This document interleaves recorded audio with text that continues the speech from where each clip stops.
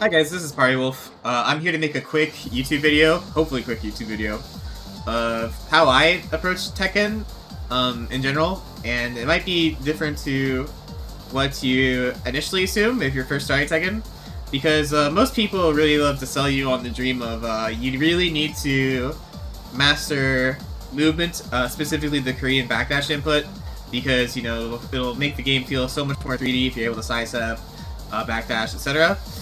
But that's kind of an advanced strategy, in my opinion, because all you're doing is you're just kind of skating around the map aimlessly, and it doesn't really stop your opponent from doing things in general. And what I mean by that is, like, your opponent can still, like, run up on you and start an offense, and that's not a good thing. So what I would actually recommend is, for anybody who's first starting Tekken, to master the left punch button. And you might be wondering, that's the most boring thing I've ever heard. Just press the left punch button? That's it? Well, hear me out. So the thing about left punch in Tekken games, and this applies to almost every character in the game, you might have some exceptions like Jack who needs to press right punch, but essentially, the thing that sets this game apart from a game like Soul Calibur as a 3D fighting game is the whiff recovery on these moves, just like your single jab with every character. And, you know, it's kind of decent on your down forward ones too. But the thing about the left jabs, right? They are the fastest moves in the game, and you might be looking at the frame data on the bottom left, and they are +1 on block. So if I were to do this infinitely to somebody, they have no options basically, besides to take an action. If they keep blocking, this is an infinite, essentially. If they do anything, they'll get counter hit. They must do something that is either evasive to get around the button preemptively, or do like a regular sidestep, or they need to crouch, which can be dangerous because, you know, there's a lot of launching mids in this game, or mids that are plus on block that you can just throw out. Or they could also try to do a high crush preemptively, like a little low poke, or something of that nature. So the thing about the left jab that makes this game so nice is that you really stabilize the situation to where the opponent needs to take an action, and you're not really giving up anything by doing it, because, like I said, if it gets blocked, I mean, you're still good to go. You're +1, and man, if it hits, you're +8. +8 means you can pretty much do whatever mix-up you want. And like I said, because these moves have such insane whiff recovery, sometimes you can even press a jab and then press another jab on whiff, just because it recovers so fast. And the other thing to think about is all of these jabs, they have string extensions. So like with Leo, you know, you got like, you know, this shit. Oh, pardon my language. But there's other characters where he's like, you can do a jab and then it immediately follows up with like a low button. Like with Lars, he has a 1-4. Victor has something similar. But yeah, that's really the point of what I'm trying to say, and I'll kind of explain with some replays why this is the way it is. And yeah, let's get into it. I played Signia the other day. Signia, if you guys don't know who Signia is, he's a very talented Soul Calibur player. He's beaten me in tournament before. He usually plays Yoshimitsu in those games. And he's kind of new to Tekken from what I understand. He might have played it a little bit in the past, but, you know, not super seriously. And I like to like just display like how different this game is compared to Soul Calibur, because you'll see that the solutions I choose are very Tekken-like, in the sense that I'm not really taking a whole lot of risk on my defense, and it's making my defense look way, way better than it actually is. Because it's not that I'm significantly smarter than Signia, it's just the options that I'm choosing are just inherently not as dangerous to throw out.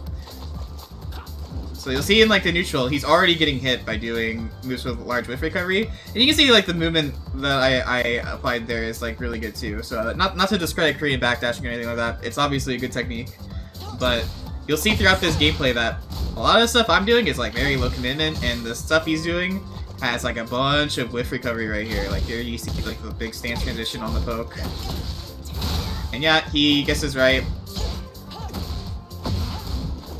So I'm just being like a big nuisance with these pokes. There, like I did a big whiff here, but he can recognize that this whiff is not that long for him to be able to react to it and punish it. with something huge, like a launcher. He would have to be kind of preemptive with it. But it applies more so to single jabs than it does Magic Force, which is what the high kick I did right there. But the Magic Force wave recovery is still really good, as well as like, you know, with Leo, just tossing out this mid poke is really good. So you'll have some characters like Leo that, you know, have really solid like ranged mid pokes. You'll have some characters that have really strong counter hit fishers for like a 15 frame mid. Leo doesn't really have that. She just has the strong pokes. But yeah, you can see like you know, Signia is you know, he's doing like good pressure, like in terms of like the numbers that happen on like block. It really is just a matter of like the way the neutral works and how much risk is being thrown out by him whipping something.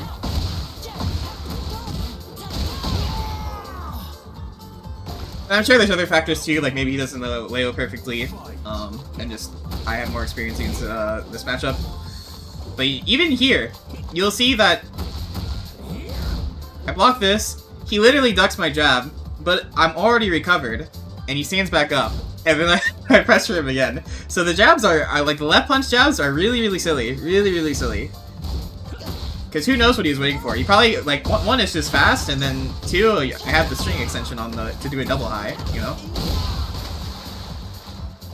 And he makes the double high whiff, and yeah, he's way more likely to punish me. But on a reaction, I should say. Yeah, here's again, like, he's playing neutral with some of these big moves. And I am too. I won't lie. But you'll see, like, the moment the big move happens, the easier it is for me to punish.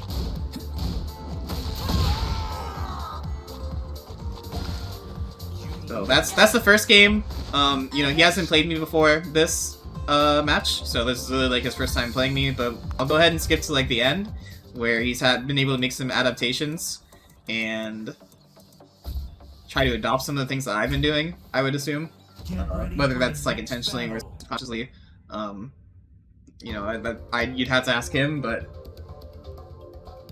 you'll see my gameplay hasn't changed too much. It really is just about abusing lift recoveries and controlling the space with it.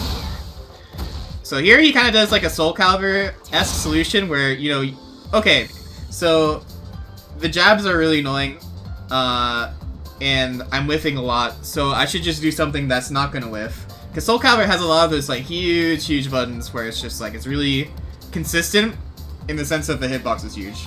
And in Tekken, you know, that applies too, but it's more dangerous because if I were to counter him with the jabs, I'm probably going to win. Because he's in a floating state when he does that move. And even if it was a standing hit, I'd be +8. Here I get a little bit more comfortable with my slower moves. You'll start to see him jab a bit more than he's used to, like jab right there.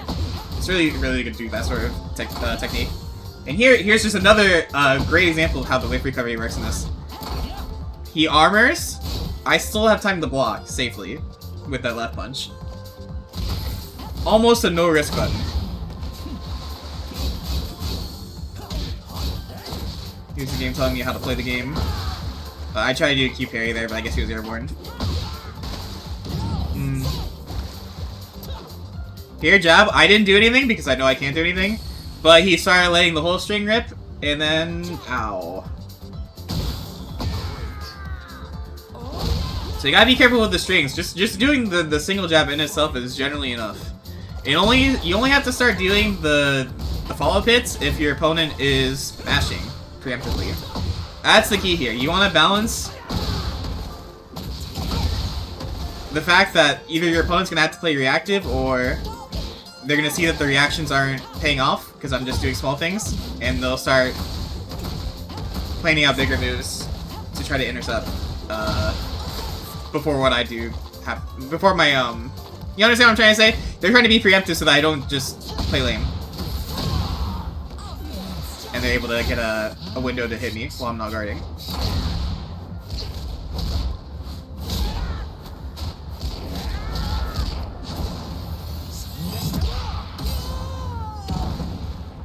You know, that's not a good situation for me, but you know, I stay patient. Here I with the string, so, you know, I didn't follow my own advice. But, you know, it's still okay to do strings every now and then.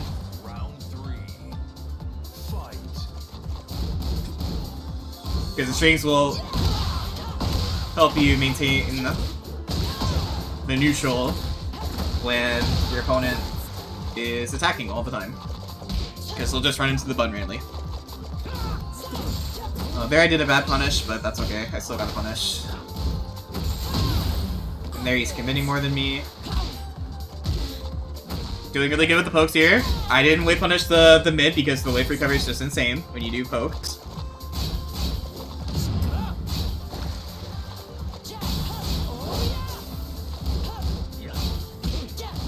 Good jab check. I wasn't able to punish in time. Game is very fast-paced compared to Soul Calibur. And I got my combo, but it's okay. But yeah, I hope this was informative. If you're a 2D player, you can probably think of this as like, you know, when you got the opponent in the corner and you're doing like delayed normals over and over again, as like when you're doing the Gatling block strings. It's kind of similar to that, but in this game, it's just something you can do like all the time, and it doesn't lead to super high damage. It just really just controls the person in the figurative corner of the match. But yeah, I hope this is really informative, and thank you guys.